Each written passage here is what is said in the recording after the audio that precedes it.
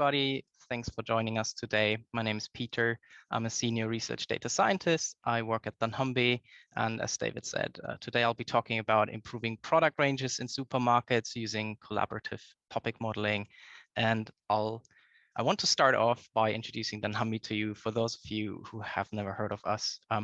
We're a customer data science company. We work with retailers and we work with their suppliers, and we produce science.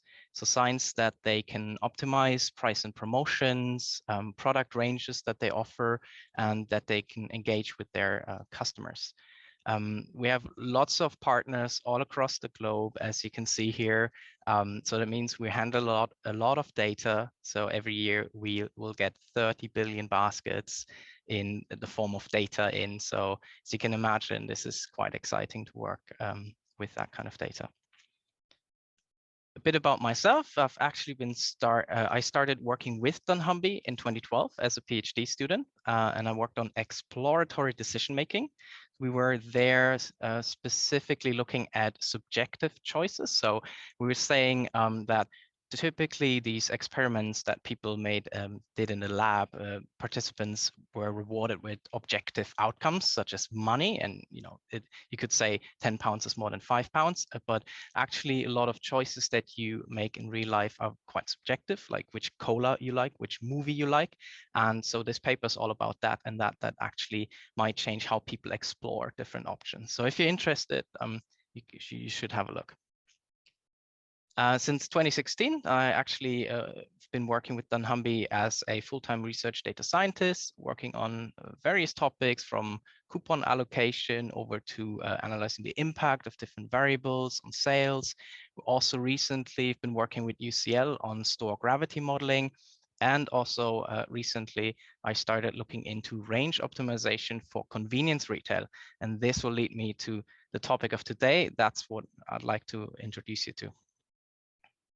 So this is what we'll talk about today. It's kind of two parts. The first part is I'll introduce you to some work we did in collaborative filtering. And then the second part is some sort of outlook, some ideas for further investigation. So we'll start off with talking about the product range optimization. And I'll explain to you what the kind of issues are there and how this works.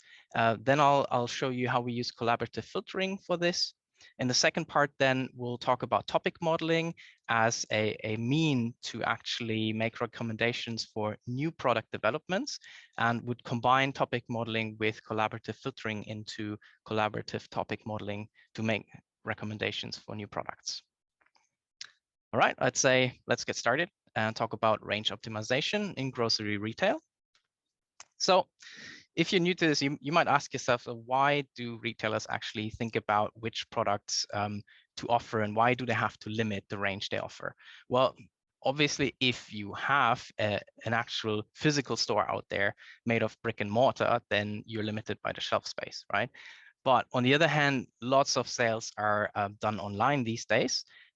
You'd still kind of face issues if you want to offer every possible product that's out there in the world, because you'd have to coordinate that supply chain. You'd have to make contracts with all the suppliers and make sure all the offers, all the orders are fulfilled. So that can be quite tedious, and it's almost impossible to do this for an infinite number of products. So you will have to restrict yourself there.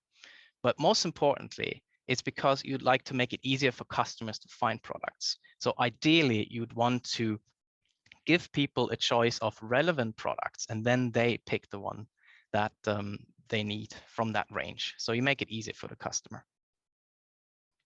So what do you need to consider? You need to consider customer needs. You need to think about what kind of needs would a customer have and come to the store with, and how could I fulfill that with products?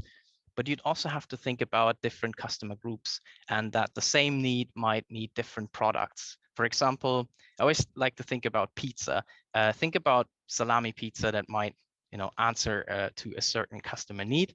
But then again, you have customers who maybe would like to have large pizzas at a good price, and others are really into organic ingredients. They don't really care about the size of the pizza. So you also have to think about the different customer groups, and you might have to offer different products that correspond to the same need. But then also, quite importantly, there'll be sales cannibalization. If you add more products to the range, the demand will shift over to those. People will buy different products. So other products are losing sales. So you kind of need to optimize that as well. And that can be quite complex to take that into account. But we've actually at dunnhumby been building science successfully for quite a long time. We've been using customer and transaction data to do this. And next, I would like to talk to you a bit about convenience retail and how this might be special for that kind of range optimization problem.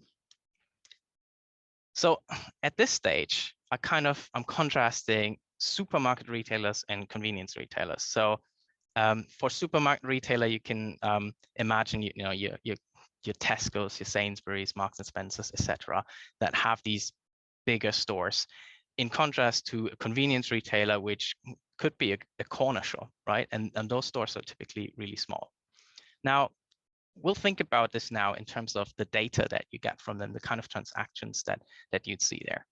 So in terms of the baskets, like the baskets that where people go and shop per visit, they'll actually buy all sorts of products if they go to a supermarket. They might even do a whole weekly shop and buy lots of products. While in a convenience retailer, you typically just fill in the gaps or you pick up something on the go. The issue there is that if you have only one product, you have very little context, right? So if you have a whole basket, you kind of can see a context in which a product has been bought, which makes it easier for you to understand why customers come to your store and what they're looking for. And the other thing is loyalty cards. So usually you have a good loyalty card coverage, meaning that you actually have a history of that customers. So it makes it even better for you to understand where they're coming from. Why are people coming to your stores? What kind of needs do you have to address? As I said in the previous slide. And in convenience stores, typically you have very low coverage. You might not even have a loyalty program. So it's quite hard to say who's coming to your store because you can't really make sense so easily of the data. It's more fragments that are separate from one another. So it's quite challenging for science. But another thing, and that's quite interesting, is the product ranges that you see in these stores. So typically in a supermarket retailer, you'd often see standardized product ranges. So that means if you go to a store in North London and South London, you would find the same coffees there. The thing with convenience retailers is that you might find some core assortment that's similar across stores, and they have 2 or 3 coffees they all offer. But then there's a lot of experimentation and a lot of individual store ranges, that there's coffees that you only find in certain stores. And that could be quite interesting, actually. And I'll show you in a second why. So to sum up, the challenges here are, we have small baskets and sparse customer data in convenience retail. So it makes it harder for us to build science to optimize ranges. But at the same point, it could offer a chance for some new science that could add on to our existing science. And that's this more variety that we see in convenience stores. And maybe from that variety, we can learn which things work and which things don't work. And this is kind of how we got into this idea of, hey, let's look into collaborative filtering. I'll explain to you how this happened. So I think in the beginning, I was simply just interested in collaborative filtering and learning about recommender models. So what you see is, recommender methods and recommender models are very, very common. You can see them, especially online, everywhere. Where you try to recommend movies to users, products on Amazon, news articles, you name it. Kind of a very common idea is that if you want to know what to recommend to a user next, you learn from the peers of that user, and you learn from people who have similar tastes. And you often see something like, users who like X, like you, also like Y. So try it. And that's when I thought, oh, maybe is there a possibility to say stores who sold X also had success with Y? So here's your next product that you might want to try selling.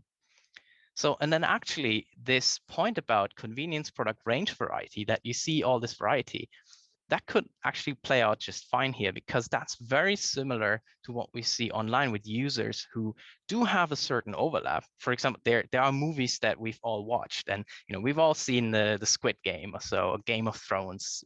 A lot of users have seen that, but then there's these little gems that maybe other people have seen that are similar to you, that have also seen all these movies that you've watched, but then they've seen these gems and they like them a lot. So maybe there is some similarity there, that we see that in a store, there's some core assortment, but then there's these gems that some stores have discovered and that you could sell in more stores. So we ended up asking ourselves, could we use recommender methods for convenience product range optimization? Because it seems like it would be a good fit. So I'd like to dive right into it and introduce to you a method, a recommender model method in terms of collaborative filtering, which is called latent factor models. That has been very popular and is a very successful method, especially when it comes to movie recommendations. And now that I'm going to introduce you to the method and to the idea of it, you always have to remember this has been developed in this context of making movie recommendations. So these models always think about ratings. So what they would like to find are movies someone would rate highly, right? So they're always trying to predict the rating of a movie that you haven't seen. So you haven't seen Squid Game. Let me try and predict how much you would like it. And then I can recommend unseen movies to you that you would rate highly. So here's how it works. And it's in essence really simple, but it's quite clever. So what the model assumes is that a user's rating for a specific item, so a movie, is the result of the user's preference for certain factors. And these factors describe certain characteristics of the item, so characteristics of the movie. And then you would say, okay, my estimated rating of user I for item J or movie J is, I have a vector of how much preference the user have for certain factors. And on the other side, I have the item and how much that item or that movie scores on these factors, right? So you like that kind of thing. The movie has so much of that kind of thing. And that's the idea, right? I'll show you in a second how you can imagine that. But for now, what's important to remember is that we don't know these factors. We don't know the preference of the user for these factors. We don't know how much the items score on these factors. All we have are ratings that we've observed out there. That's our data that we can give to a model like that. And actually, that's enough to estimate these vectors U and V in this model. So another thing that's really important is that you might, if you've never seen this, you might ask yourself, what are these factors? What is this? Let me tell you, they're actually just abstract things. You build this model and then you say something like, build this model with 10 factors, with 20 factors. They're kind of just placeholders. So mathematically, this works out. They can correlate, and they will correlate with real world things that we understand, but they're just abstract constructs to make this happen, right? And I'll break with this actually now in order to illustrate to you how this works. So now I actually put a picture on these factors, which, I shouldn't, but I'll do it anyway. So you can imagine how this works. So what do we have in this chart here? On the top, I have a movie. And on the bottom, I have a user sitting in front of his laptop, trying to find movies. And what I have in the middle are 5 factors, and I labeled them. I gave them a face to say, okay, they're real things. And the first factor might represent the length of a movie. The second one, the star potential. The third one, how many awards have been won. The fourth is how romantic the movie is. And the fifth one is the crime action factor. And so you can see, well, actually, yes, you could describe a movie with these factors. And then on the other hand, you could see how a user has certain preference for these factors. For example, in this case, the user really dislikes long movies. So that's actually a negative weight. But the user actually likes movies with stars in them, and the user likes romantic movies. So that makes the rating go up. And that's kind of the idea. But always remember, these factors are just placeholders. I just gave them a name here. So just for you to understand it if you've never seen latent factor models. So as you can see, it kind of is a really clever thing. And now we go back to our convenience range optimization. So if we want to use a model like that, we just have to do some translations because we have users here, but those aren't people in front of their laptops. Those are the convenience stores.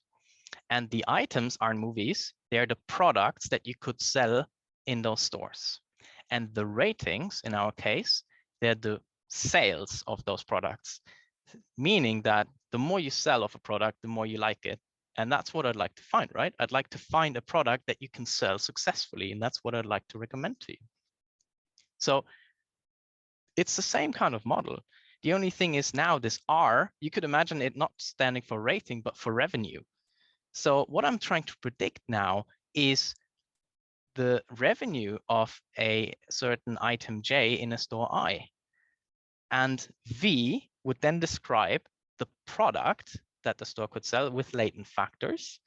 And U would describe how the latent factors drive sales in a store. And now just for fun, I'll do it all over again and put pictures on these factors, which, you shouldn't. But now we have the same situation, just that we're not talking about movies, talking about products you could sell. For example, you could sell a burger. And down there, we have the store with all the customers that go to the store. And we describe the burger as consisting of these factors. For example, I could imagine that it represents something like bread content, dairy, fruit, meat content, and the vegetables. And then I can describe that burger as consisting of these factors. And down there, I could say how much these factors drive sales. And say, for example, meat, products with meat and meat content actually drives sales much more than fruit content. So you can see it works similarly in the idea, and you can just translate it into this context and that kind of problem. So we've actually been using this, and we've tested that with some of our clients' data. And what's really great about it is, independent of the results, which I'll show you in a second, is that here you can actually make individual store recommendations. So they're tailored to stores and their customers, because you can imagine that customers might be looking for very different things depending on the type of store and the store and where it's located. So it's great that you're actually making predictions for how that product works in that specific store. And another great thing is that you're actually predicting sales. So you're not just working with some abstract kind of metric that you say, well, try this product because that's relatively better than this other one. You're actually saying, look, I see you're currently selling £100 worth a week of this product. If you use this product instead of that one, you'll sell £200 worth a week. So you're actually telling someone what the change is that you predict, and it can be translated into something real. Now, here's some results of tests that we did on historical range changes. I'll explain that in a second, what you see here. You can see we split that into different categories. So what we were looking at is we looked at individual stores and individual categories. So we looked at a certain store and a certain category, and then we looked for a moment where we saw a range change, which means that one product got removed from the range and then another one came in to replace it, but everything else was constant. So you can kind of assume that both these products, the one that went out and the one that came in, kind of were selling in the same context, because around them, not much changed, right? So now the question for these situations is, well, is this actually a good idea? If I bring a new product in, will that sell more than the old one did when it was still in the range? So what we did is, for these situations, we made predictions using a latent factor model. And then we also had a baseline model, which was simply looking at these products across the whole retailer. So kind of, if you're thinking you're bringing something in that sells more across the whole retailer than the one you're taking out, sounds like a good idea. You're bringing in a product that's more successful generally. So that's our baseline. And then we also have the prediction for the latent factor model. And then for these situations, of which we had a lot in the historical data, We actually were only interested in the cases where these two methods would disagree, right? That's what you want to see. You want to see which one's right. And that's what you can see here. You can actually see that the latent factor model, when these two methods disagreed, was more frequently correct in predicting whether that range change was successful or not. So this is all great. For further investigation, I would suggest actually to think about cannibalization. So this works really well, but it could work even better. If you think about this model, actually, it doesn't really explicitly take cannibalization into account. It describes these items with factors, and then it tells you how much the stores like these factors.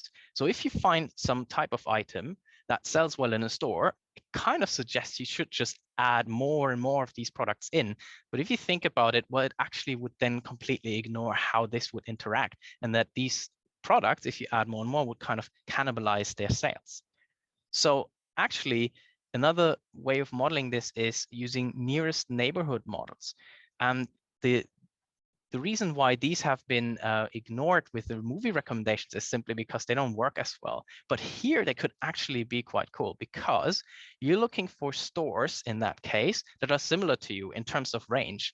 And then you could actually understand how a product that you might add to the range performs in your specific store product range, right? Because you see it in stores that are similar to yours and different, right? And you can see, oh, wait, actually, with that kind of product range that you currently have, it's not a good idea because I've seen that fail in this other store. So this could actually be interesting in order to take cannibalization into account.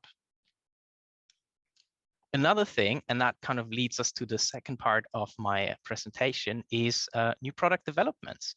So these latent factor models, they're great at predicting existing products, but if there's a new product that hasn't been sold anywhere, you don't have any factors on it.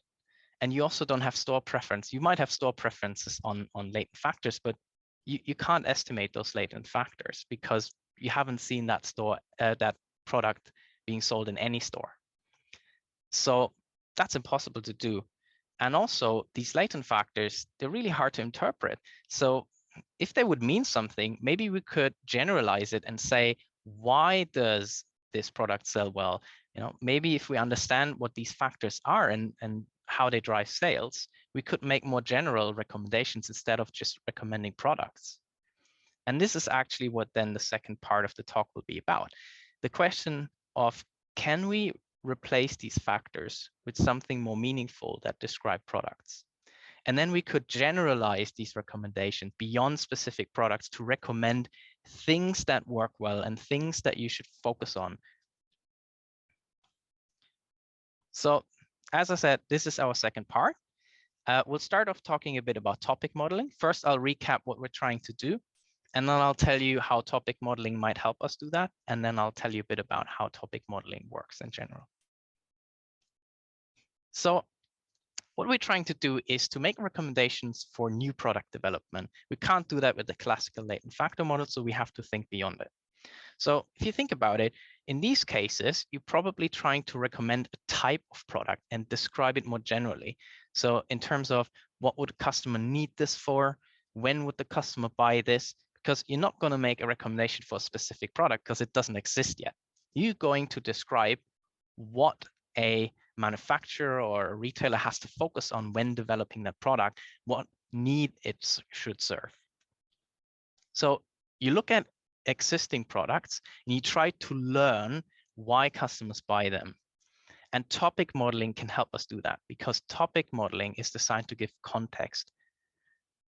And we could then identify customer needs that correspond to specific products. And then what we would do is we'd recommend to develop new products that serve these needs. So let me kind of recap again so you understand where we're coming from. So this is what we've done so far. So the retailer or supplier said, well, I'd like to introduce existing products in different stores. I'm kind of going backwards now. So what did we have to deliver for this? We'd have to recommend specific products that customers like. And what we needed as a model for this is a recommender model that predicts demand for specific products. So that has been so far, right, what I've talked about. And now we're in this new world where the retailer or supplier comes to us and says, I'd like to develop new products for specific customer needs. So what are we going to deliver?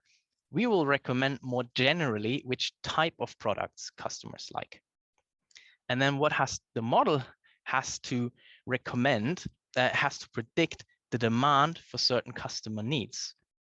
And here's where we need some pre-work, right? We don't know customer needs yet. So we need to describe existing products using customer needs.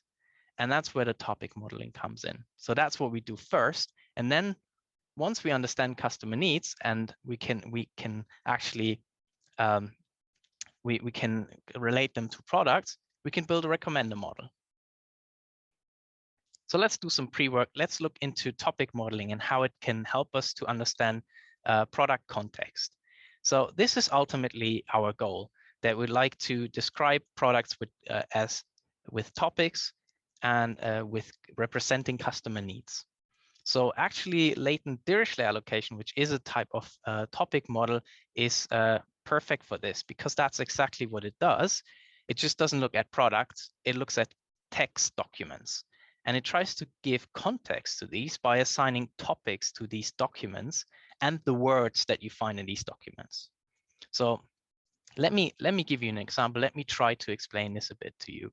So as you can imagine this a bit thinking about a book and how you assign genres to a book. So I'm using genres topics synonymously here.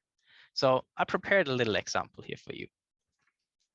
So you'd have this book there, right? And there's probably many words and sentences in that book. And each instance of a word there, for example, heart, beat, drum, if you exclude probably you should exclude stop words and so. But each instance there, according to a topic model or according to LDA, will come from a certain topic. Right? For example, the instance here of heart will come from the topic romance or the genre romance, beat from romance, drum will come from action, and so on. And you could do this for the whole book. But the idea is that the word heart, for example, has a certain probability to come from a certain topic. Right? So for example, the word heart could have an 80% probability to come from the topic romance and a 20% probability to come from the topic action, the genre action. And this is actually what LDA has to figure out, how it should assign these probabilities, right? That's one of the things it has to estimate.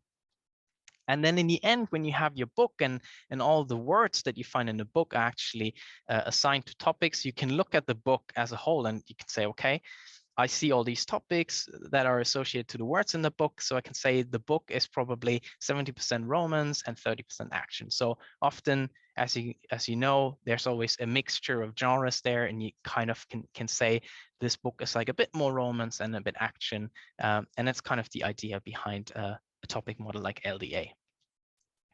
So as I said, the main task that the LDA has is you give it these documents. And also what you have to do, you have to tell it how many topics there are, which is another thing that we'll talk about in a second. But then if you give it those documents and the number of topics that it should build, it'll find distributions, probability distributions that best describe how documents relate to topics and topics relate to words, just in the way that we had it here in our example. We'll go through an example actually in a second, and that'll illustrate to you how it works. So we've been using LDA actually to assign topics to baskets and products in the paper that you'll find later in the references if you're interested. So we've been using this in the past to bring context to baskets and also to products. And that's why we're kind of keen on using this technique, and we're confident that it'll give us nice results. So let me explain to you how we actually use LDA here in our problem, right? Because what we wanted is to give products context and to explain products with topics, and to explain those topics should be related to customer needs. So what we'll need is product descriptions. And these product descriptions, a bit like you can see here on the right-hand side, you'll find them online. So for your existing products, you could just Google them and look up any sort of word description, or you'd even find nutritional values. And it is almost like the product itself is the book, and then we'll find a nice text to it, just like in our example, just what LDA does, right? It assigns topics to documents and to words. And the documents here are product descriptions, and the words are just the words in those descriptions. So what we try to do is to build an LDA model to identify topics for these existing products, feeding the model product descriptions, and then telling it also how many topics it'll build. And another thing we'll have to do then, once it's done and we get the result back from LDA, is we'll have to label the topics. And we'll just go to an example now, and that might help you to see how this would work. So I came up with a really simple example here. So imagine I've done this process. I have lots of products and descriptions, give that to LDA, and then I tell LDA to build the model with 3 topics. And I've also kind of, for our example here, designed this easy world where there's only 5 words that you'll ever find in these descriptions. So you can imagine that this table here, if you actually run an LDA model, it will be much longer because your vocabulary that you find in all these descriptions, there's many, many more words. But what you'll do when you get this back from LDA, and this is one of the outputs, right? This is what I showed you before. This is the topics to words distribution. When you get this, you basically would sort the columns by frequency, right? So topic A, you would sort that, and then you would look at it and see which are the most common words. The same way we look at this now here. So this is where we start. We fitted the model, and then it gave us this. So we look at it and we say, okay, so sugar-free is a very frequent word, organic, and also a bit exclusive. We also would like to look at words that aren't common, that aren't associated with a topic. Like, it's not about being tasty or big. So you could think, okay, since it's so much emphasis on sugar-free and organic, this topic might represent the need for healthy products. And on the other hand, you can look at topic B and say, okay, that's heavy on being exclusive and tasty. It's not about size. It's not about sugar-free. So maybe this is some sort of premium, maybe premium indulgence kind of products. And the last topic, I'd go and say, well, this doesn't care about being sugar-free, organic, or exclusive. It's just about being big and tasty. So that's good value for money, for example. As you can see, it's a bit subjective to label those. And that's why it's really important to have experts on your side that help you evaluate these topics and come up with really good labels that then pin it down to what is actually happening there. So once you've done that, you've fitted your model on the product descriptions, you got this back. Now we've labeled these topics. Actually, we're ready to use this in collaborative filtering. We are actually able to use this now in a recommender model. And what we'll do is we'll actually look at this other distribution that the model gave us. So here, when we labeled, we looked at words to topics. Now we look at documents to topics. That's the theta. And I've given you this example here on the right-hand side. If you look at this, that's that's what LDA will give us back. There'll be the products, and then down there will be topic A, B, C. But now we already have labels. And if you think back of the latent factors that we looked at before, this looks a lot like it, right? Just now they're not latent anymore. They're there. They're topics that we understand. That's exactly what we've been talking about earlier. Could we replace those latent factors with something that we understand that describes the products in things that we can grasp, and then we can interpret? So the idea now is that, well, let's just replace these latent factors with the topics. So you're still using the same kind of model, nothing changed. This is still the model that we've used before. The only difference is that we say now, okay, well, let's just then replace the latent factors for the item with the topic distribution that topic modeling gave us. We also allow here for some sort of offset, which is something you can actually control. You could say that if you let the offset get really large, then this V that consists of our topics distribution and the offset can just vary a lot and can deviate a lot from the topics. So it's not really that closely related to the topics anymore. You could also only allow it to be very small, then your V would be very close to what you got back from your topic model. And in that case, your interpretation of the results that you get later on will be much closer related to actual topics. So that's the idea of it. You basically replace your latent factors in this model with the topics distribution, and then you can interpret what you get out of it in terms of topics. Because if you then estimate that model, and I've just put that formula then as it is changed up there for you, what you're interested in is that user vector. And you'd look at it and say, okay, now I can actually say what kind of topic or what kind of customer need drives sales in a certain store. And I could say, well, actually for store 1 or other stores that I have in this set, we need to develop more premium products. Or for store 2, premium products might not be the best idea. You need to answer to good value. Your customers would like to have good value products, and this is what you need to introduce or develop to satisfy demand there. So let me recap. So we describe existing products using topics, and then we learn to predict how topics drive sales in stores. And now we can make individual store recommendations for new product for specific customer needs for the crowd that's coming to that store, which is great. Okay, that's about it. I'd like to summarize, and I'll give you some literature as well. We started off saying there is sparse data in convenience retail. If you remember, the small baskets that don't give you a lot of context, and the customer data where we don't have a lot of loyalty card information to really understand also how people change over time. And it makes it challenging to optimize range in these cases. But we also saw the chance there where something like collaborative filtering could be used to make most out of that variance that we see in product ranges. We have so many stores and we can learn from different scenarios, which is a great thing. And we showed that this has a lot of promise. Collaborative filtering cannot advise us on unseen products. So because it cannot make these, as it's said, out of matrix predictions, it cannot really guess the latent factors for items that are not sold anywhere. We're unable to use it to predict how new and unseen items will do. So we need to think of something else. And that's where the topic modeling came in. And also that we would be able to describe why things sell well, to kind of put an actual picture, as I did in the example, onto these latent factors to understand what they could represent. And that's where we use topic modeling. And then we predicted what kind of products are in demand and what customer needs they would correspond to.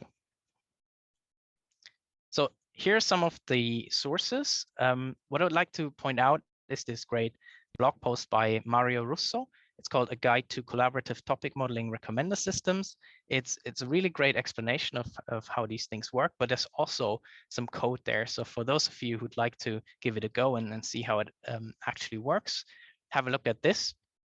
I think there will be a video shared, so I don't need to leave this on. If you'd like to go back to these sources and check them out, just go and have a look at the video that will be shared. Last but not least, I would like to say we're hiring. We're always keen on welcoming new talented people to work with us in data science. And if you're interested, have a look at the dunnhumby website. There's lots of roles there all over the world. You can also contact Rob directly to see what kind of vacancies we have. And I think that's it. That's all I wanted to share today. And I'm looking forward to your questions. And what a start. Thank you very much, Dr. Peter Riefer. You have got an absolutely fantastic presentation style, if you don't mind me saying, like really nice and relaxed. And yeah, it was great to see that content come over. So if everyone at home has enjoyed that as much as I did, please feel free to give us a virtual round of applause and perhaps drop a little message just into the chat. It's always nice for the speakers to know that there is someone out there watching along at home. And I can see that there's definitely a good number of you online with us today. So that would be great if you could do that.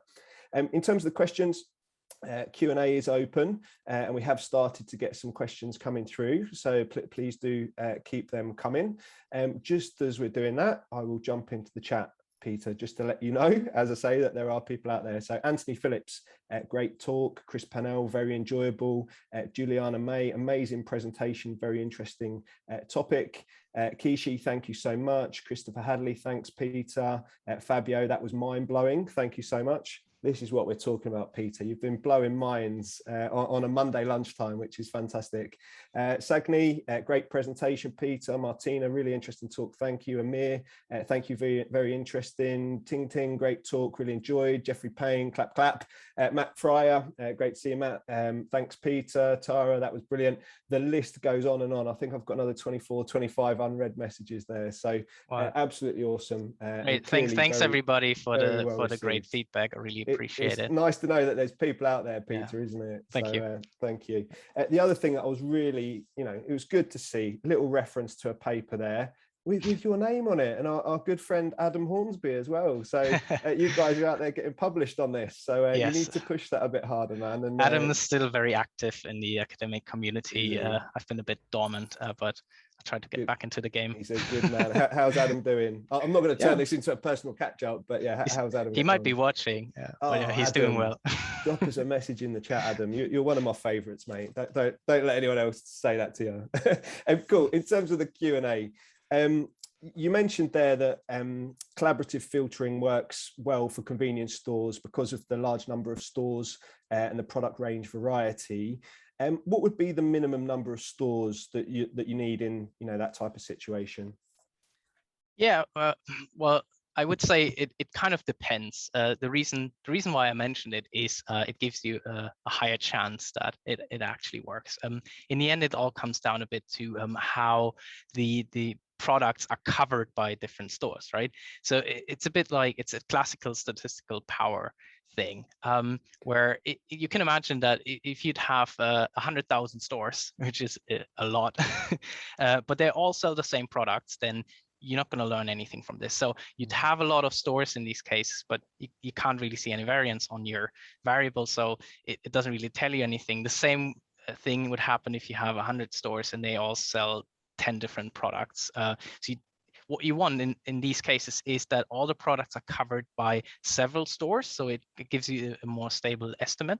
And I'd say the reason why I said we have a lot of stores there is that I know the data and I know how they cover different products, and at the same time I'd say, well, that gives us a good chance because we have so many that most of the products are represented by several stores, so it gives us a more reliable estimate in our statistical model. So I'd say it depends, but definitely the more the better, but you should also always make sure that all the items, more generally speaking, that you're trying to predict are well covered by the users, to speak in more general terms. Perfect. That makes a lot of sense. Thank you very much. I'll jump into the Q&A and have a couple more of myself for myself as well. But just jumping into the Q&A, you can see there and read along at the same time, which can sometimes help. Those at home, we do also have the ability to upvote questions. So if you haven't got one of your own, but you spot another that you'd like to answer, that would be great. I will take that top question there from Abdul. I must admit, I was thinking, similar thing myself. Do you use other data other than sales? External factors, around locations of store. I guess you could also look at, car ownership, how many people live in a house on average. I guess these are all factors in terms of what people buy. So can you bring in these extra data points? For this specific project, we haven't been using anything but sales data, which is actually that's the intriguing thing about it, because you can imagine that often if you work with clients that have convenience stores, they don't have so much background data. You could get that, but then you always need to get that approval that is actually you're allowed to use kind of data, you're allowed to merge kind of data. So it's quite intriguing how much you can do with simple transaction data. So that was also kind of partly the goal of this project, to come up with something very powerful with very little data. But it's actually a very good point that I think the same way we've introduced topics here, you could imagine actually a sort of a hybrid version of a recommender model, where you give it some of the information, but you also allow for latent factors. The same way, a bit the same way how this whole collaborative topic modeling worked, where it said, well, we have the topics here in this vector, but we allow for some sort of offset. So we'll also allow for some other factors that we might not know, but we have some that we do know, and you can combine that together. So I think there's great potential in adding these things. And obviously, yes, the more you know about customers, and that's our that's how we build science here at dunnhumby. It's about the customer. The customer comes first, and they'll tell you what they need, and you should provide the products that your customers need. So you really need to understand who's coming to the stores, what kind of audience do you have there. So I think all sorts of these factors, demographics, and so they would help you to improve this model. So definitely something we'll think about in the future. Perfect. That's the thing with these data science projects. They can run and run. There's always more to be done. So yeah. Thank you for that insight. I will take the next question there from Lamia. It's actually just dropped down one, but Lamia is playing devil's advocate. So I always like to ask questions where someone's devil's advocate. It's less of a technical question, more of an opinion piece. So if you feel free to give your opinion, if not, we can jump on. But Lamia is basically asking, wouldn't this approach risk turning convenience stores into mini supermarkets with a predictable and standardized range of products? Is that a desirable goal? So what are your thoughts on that in terms of how it might benefit the convenience stores? So I think, well, I might not 100% agree with this, because I think there might be some sort of saturation effect that you see over time.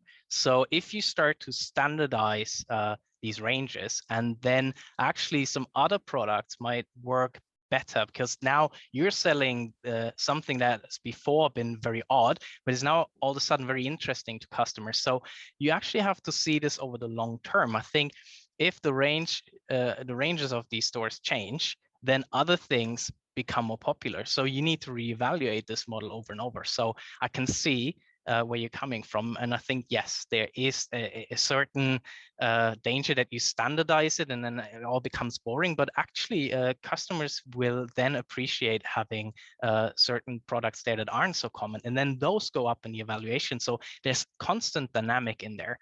But what I would say, I think if you work with these retailers, they'll never want to stop innovating. So usually they would be very keen on having some sort of explorative part in it, where you say, okay, I will try things from time to time, and I will see how these things do. This constant experimentation, and I think in the end, the customer will decide what is in demand and what they need. And if they need standardized ranges, the model will try to capture that. And if they're into experimentations, then those products and those stores with these exotic products, they will go up in demand. So there's this constant moving around, which I think a model like that tries to capture. Perfect. As long as my local store always sells Freddos, then we're good. Okay, so don't ever let the Freddos disappear from the convenience store. So yeah. That was awesome. Thank you very much. I will just very briefly fire through a few more in the chat, because everyone has been very kind in terms of giving you a shout out. So Dylan, David, Ethan, Matthew, Evan, all saying fantastic talk. Thank you very much. Adnan, Anushri, brilliantly well done. Tien, Wan Tuen, thanks Peter, great presentation. You made it sound so simple, which is again a sign of a good speaker, I would imagine. Jagita, Antonio, David, Adrian, Adam Hornsby, he's been in the chat, everyone. Adam is fine, so everyone can rest assured. That's great. And yeah, fantastic. So loads more in there. We will get back to the Q&A then. Next one at the top there from Ali. How do you evaluate this? How do you decide on the number of topics? So what does that look like in terms of topic modeling? Yes. So here's actually where it's really important to have some expert knowledge, because anybody who's good with topic models could build those if you give them the data. But then the real art is to make reasonable interpretations to make use of what comes out of the model. And not everyone can do this. And that's where we're quite lucky to have all these experts here at dunnhumby. And it's exactly what happens in these cases is that first, we even have to decide how many topics we would build. I think that was also part of the question. How do you even decide what's the right number of topics? You can start using, there's some more quantifiable measures like a perplexity score, which is kind of how much your model, your LDA, is surprised by new data. So you can use these scores to kind of get an idea where you want to go if you need 5 topics, 50 or 1,000. And then when you're in the kind of the right area, you would build the model with different configurations, and that's where you need the expert to sit down with you and to have a look and tell you, look, I think there's still too many topics because a lot of them I can't really recognize, or they say they're too general. I think there's lots of things that are being summarized, and only someone with retail experience would really be able to do this. And as I said, we have a lot of people here that are fantastic and that would do this in this kind of iterative process where you'd give them some results and they would label them, then get together, discuss, and it's this kind of process where you then converge to something that's meaningful. And yeah, in the end, you will always have some topics maybe that are really hard to interpret.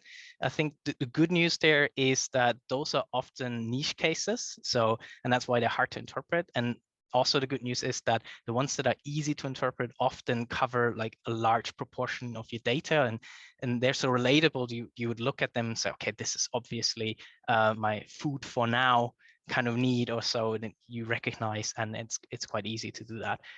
So to sum it up, I think a lot of expert knowledge. There have been projects out there also trying to use some sort of metadata. Like if you do this to Wikipedia articles, that you'd use meta information that you have there to automatize the labeling. But it's generally really hard to do that and to get something out that humans can interpret. Yeah, perfect. Thank you. I'm going to jump, sort of keep going on a similar topic. Actually, the question there from Anthony Phillips does kind of lead on quite nicely. So, Anthony's asking if you process the manufacturer's written product descriptions as well as the hard nutritional data, would this affect the topic modeling based on the manufacturer's styling? E.g., some may use minimalist descriptions while others may embellish the health benefits, etc. So is that something that you have to, consider when working with topic modeling?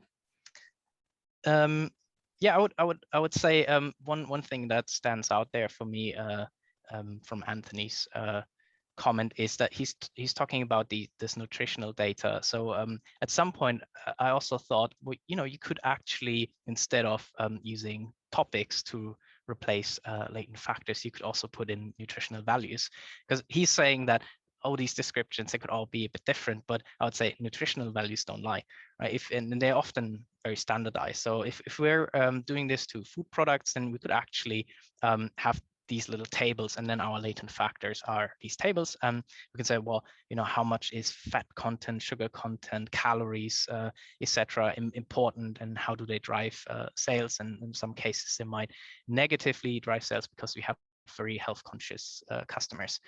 So I think that's a great idea. The only issue with something like that would be that that might also be hard to interpret if you have several factors. Then, like if you have the sugar and calories, so how do you then feed that back to your client, for example, who's asking for advice on developing a new product? So I think if you talk about customer needs to be satisfied with products, it's more straightforward. But I think it could also be a great idea to fill in attributes like that, and then you have it more standardized. I think generally the kind of product descriptions you fit this on as I said, this is not work we've done so far. We've done very related work, but not this actual project that I've described. So it's kind of interesting to think about how different product descriptions might impact that.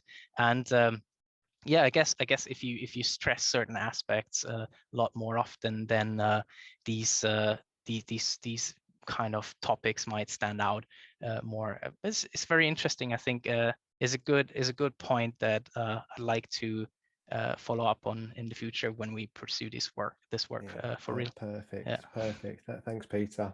I'm a little conscious of time. We do try and keep these lunch and learn sessions to within the hour. I'll maybe take one more question, Peter, if that's okay with you. We'll overrun Sure. for a couple of minutes. Yeah. And then beyond that, Peter, would it be okay if people find you on LinkedIn and drop your little Yes, request please. if anyone wants to talk to you? So if I have missed your question, please do feel free to speak to Peter. And the other thing I will just call out, we do record these sessions. If you're looking to access the recordings for free, all we ask actually is that you just put a little post on one of your social networks, LinkedIn or Twitter, and tag us, and we'll send you a link to access the codes. Obviously, we keep the festival free, and there are some, quite a number of costs involved in making that happen. So if you don't want to do that, there is a small cost to access the videos, but they are all recorded, so you can check all of those out. If we could just take that very last question, we'll take the top one there from Semyong. Semyong is talking about, in terms of running these models over huge volumes of data. Yeah. Is there any performance considerations that you have to be aware of when working this area? Yes, definitely. Again, I think that's where our decades of experience at dunnhumby come into play. We've been working with big data since the 90s, so we have a lot of experience scaling things up. And so what I could say to that is that with respect to latent factor models, but also topic modeling, we've used a lot of these packages available in Spark and PySpark. So there you can actually distribute all the subtasks in these models, and things can be split and parallelized to be very efficient. So in these cases, we're actually when we ran these latent factor models, we were only able, using these kind of technologies, to make things run quite fast. And when I did the latent factor models, I remember that this ran in minutes, actually, over the tens of thousands of stores and lots and lots of products. So you can actually parallelize this quite nicely, and the same is true for topic modeling. So if you're interested, look into these packages in Spark and PySpark, and if you have some cloud environment where you can spin up a couple like a computer cluster, you can parallelize it and work with huge amounts of data. But it'll be expensive if you do it privately, so that's maybe more for organizations to look into. Yeah, watch out for getting caught out with one of those AWS bills that you see on Twitter. So awesome. We will draw things to a close there. Absolutely. I just want to say one final thank you to you, Peter. Thank you for giving up your time. I do know it takes a lot of preparation, and you were talking about practice runs and things like that beforehand. So really appreciate it. I do also want to give a little shout out to Rosie Pryor at dunnhumby as well. She's been absolutely instrumental in terms of making the support and the sponsorship of the Data Science Festival come together with dunnhumby. And then finally, a big shout out to dunnhumby as an organization. As mentioned at the start, I always love working with dunnhumby. You have a huge number of very talented people in the organization. So whenever we get speakers from dunnhumby, we're very happy. And just to reiterate, as Peter mentioned, that they are looking to hire. So, if as a community, it'd be nice to get behind them. If you are looking for work, please do reach out to dunnhumby directly. So thank you very much, Peter. Is there any final words from you before we draw things to a close? Just that, I'm looking forward to talking to people, whoever wants to get in touch. Please write me on LinkedIn about roles as well.